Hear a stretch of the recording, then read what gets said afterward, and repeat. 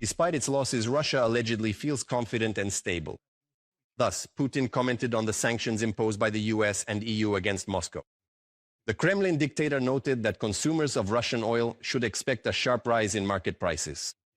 But in reality, the price of Ural's crude has already dropped to its lowest level since spring, casting doubt on the realism of the Kremlin's budget plans. Details in the report by my colleagues. Once again, they got it wrong. Russian officials drafted the 2026 budget assuming the price of Ural's oil would be $70 per barrel. But as of today, the price of Russian crude has already fallen to a critical level of less than $48 per barrel. According to the most optimistic forecasts, the price of Urals could rise to $59. However, even under these conditions, Russia is expecting a 20% drop in oil and gas revenues and a deficit of nearly 4 trillion rubles. Automatically, the situation also worsens for Belarus, which depends on trade with the Russian Federation for 2/3 of its economy. The new forecast from the Belarusian government for next year has also been revised downward. Economic growth is expected to be only 2.6%. Just a year ago, Minsk was promising stable growth rates of more than 4% per year. Both economies are approaching the new year without any margin of safety. Russia is facing a decline in energy revenues, which threatens to widen the budget deficit and reduce social spending. Belarus, whose trade and finances are almost entirely tied to Moscow, is losing even the formal signs of independence, according to the website of Ukraine's Foreign Intelligence Service. U.S. sanctions against Russia's two largest oil giants, Lukoil and Rosneft, will inflict colossal damage on the Russian Federation's economy, experts emphasize. And strikes by the Ukrainian armed forces on Russian oil refineries have led to gasoline prices rising by 5% over the past 2 months. However, this will not stop Putin from continuing the war against Ukraine. For the Kremlin leader, it remains fundamental, and he is prepared to endure a great deal, writes the New York Times. Even taking into account the reduction in oil revenues, which currently amount to about the same as energy revenues, they make up around 30% of Russia's budget income, which is quite significant. At present, the Russian economy is stagnating, which potentially threatens a recession. Nevertheless, this has not radically affected Putin's decision to continue the war, since the war is being waged for ideological reasons. And Putin and the Kremlin are relatively insulated from the influence of society and the Russian elite. Today there is a crisis in absolutely every sphere in Russia. Industrial production is stagnant, and in civilian sectors it is rapidly declining, with investment activity also falling. Thus, production in civilian manufacturing sectors has decreased by almost 6% over 8 months. Officials are trying to patch up budget holes in the economy by raising taxes. So in 2026, Russians can expect a VAT increase to 22%. There will be a new increase in the tax burden on small and micro businesses, doubled insurance payments for IT companies, and another hike in the recycling fee. Among the proposals are higher taxes for the self-employed and the collection of social contributions from the unemployed. Raising VAT automatically means a decrease in purchasing power and demand. It seems the authorities have finally cemented the status of the civilian economy as a cash cow, needed solely to meet geopolitical needs and objectives. It's like in the joke when a farmer walks into the barn with a big knife, rubbing it carefully against his knee and asks, "Well, my dear cows, is it going to be milk today or meat?" Yevgeny Nadorshin, economist, quotes the Moscow Times. There is a shortage of qualified employees in Russia. Thus, Herman Greff, the head of Sberbank, has called for attracting migrants to the country. He noted that the shortage of workers in the Russian Federation could reach up to 5 million people in the coming years. Meanwhile, wage arrears have increased fourfold compared to 2024, reaching 75%, and now amount to almost 2 billion rubles. The main reason is that the organizations simply don't have the money. The largest wage arrears are seen in Russia's construction sector. It accounts for 44% of all wage arrears, 17.5% are in the mining sector, and 11.6% in manufacturing. The best situation with salaries is at enterprises that receive funding from the federal and regional budgets. Due to budget deficits, Russian regions are forced to cut salaries or not pay them at all. And at enterprises, employees are being laid off, writes Dialogue UA, citing Rostat. The increase in wage arrears in Russia is happening against the backdrop of a general economic and budget crisis, as the Kremlin prefers to spend money on the war against Ukraine. And now to other important events of the day. Japan scrambled fighter jets after Russian aircraft capable of carrying nuclear weapons flew along its border. According to Japan's Ministry of Defense, 2 Russian Tu-95 bombers were accompanied by 2 Su-35 fighter jets. At first, they were flying toward the Japanese island of Sado, but then changed course. The Russian Ministry of Defense claimed that the aircraft were allegedly conducting patrols over neutral waters. Japan's new Prime Minister has already stated that the military actions of the Russian Federation, as well as those of China and North Korea, are causing serious concern. The open, free, and stable international order that we have become accustomed to has been severely shaken. This is due to the shift in the balance of power and the intensification of geopolitical rivalry.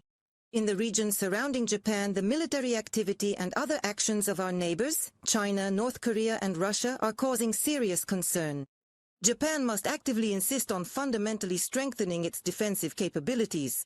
That is why I want us to allocate more resources for this and reach the target of 2% of our gross domestic product by the end of next year. Ukraine attacked Russian oil refineries and energy facilities.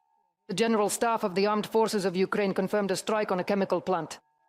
At the same time, Ukrainian analysts note that enemy air defense covers only about 40% of Russian territory. In unprotected areas, they resort to methods that Ukraine previously used. What air defense systems does Russia use, and how do Ukrainian drones bypass them? In the report by Dmytro Shulha.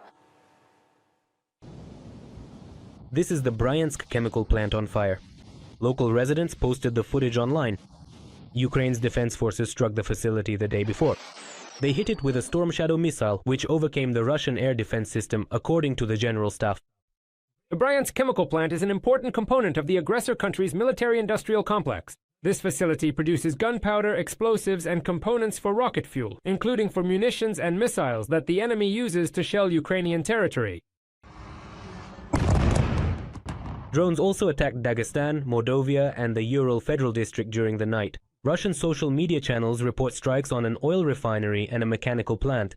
This was also confirmed by the Ukrainian General Staff. However, Governor Melikov stated that there was a strike on one of the enterprises in Makhachkala. Today, enemy drones carried out an attack on the territory of Dagestan. Their target was one of the Republic's enterprises.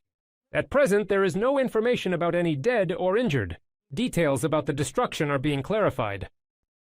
The air raid siren sounded both in Moscow and the Moscow region. Russian sources warned of a massive attack. However, aviation expert Valery Romanenko emphasizes that the capital, Zoish, the Russians are trying to protect it from air attacks. They have established several air defense lines, which consist of low-altitude systems like Tor and Pantsir-M. They are specifically designed to destroy drones and small, slow-moving targets. For example, the Pantsir system.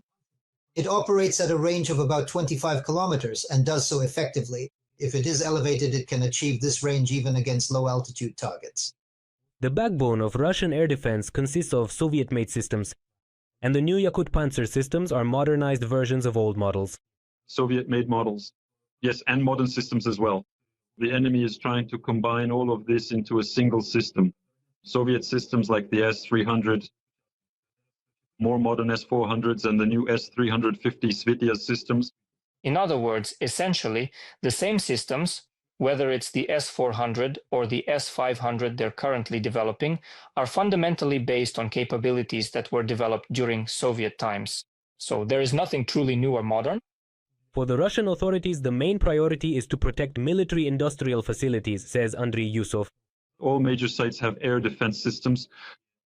The cities of the aggressor state, the Russian Federation, as well as, of course, certain specific sites are protected, especially major industrial facilities that are significant, military-industrial complex sites or facilities that hold particular political importance. And to strengthen the defense of the European part of the Russian Federation, according to Valery Romanenko, they are creating the Leningrad Military District. However, this does not prevent targets from being hit. The routes of our strike assets are planned so that they are not straight lines from point A to point B. From the launch point to the target, our drones fly along complex routes with many turns. Experts note that indirect routes and terrain avoidance become possible thanks to partner intelligence. Ukraine monitors whether there is air defense near the target, for example, at an oil refinery. In fact, there is a group of satellites, commercial satellites, to which we have access and so on. If we're not talking about the United States, we're talking about several European countries that are actively helping us with this issue. In addition, Ukraine is improving its drones to bypass Russian air defenses. That's why some of the drones do hit their targets. We consider it a good result if a third of our drones make it to their destination. Well, they also rely on similar approaches, so they will reach their targets as well. On our side, it's also about a third. That's not a bad result. The key indicator is how many Ukrainian drones reach their targets and inflict damage and losses on the aggressor state, according to various estimates. In recent months, oil product processing has decreased by 18 to 20%. These are extremely large numbers. Yes. According to drone manufacturers, achieving results requires massive waves of drones targeting Russian facilities. For example, anti-aircraft drones, which even without artificial intelligence don't always hit a moving target. You need 3, 5, maybe even 10 of them. It all depends on the pilot's skill. The Russians are copying our approach to air defense, says Anatoly Krapshinsky, especially in remote regions. They use mobile fire groups on Gazelle vehicles, equipped with cannons, Kalashnikovs, or other types of weapons. In other words, they mostly use the same tools that we use. Russia is also involving civilian aviation. According to Russian media reports, light Cessna aircraft are being modified by installing machine guns. Other types of aircraft are also used for such tasks, including the Yak-52. In the second cockpit, like in the Yak-52 or the Cessna, they either put someone in the second seat or they remove the passenger cabin door and place a machine gunner there. Well, sometimes this helps, sometimes not so much. Recently, the first Barsamat flight squadron was formed in Russia to intercept Ukrainian long-range drones deep behind the lines. Targets are detected mainly visually, without the use of additional surveillance systems.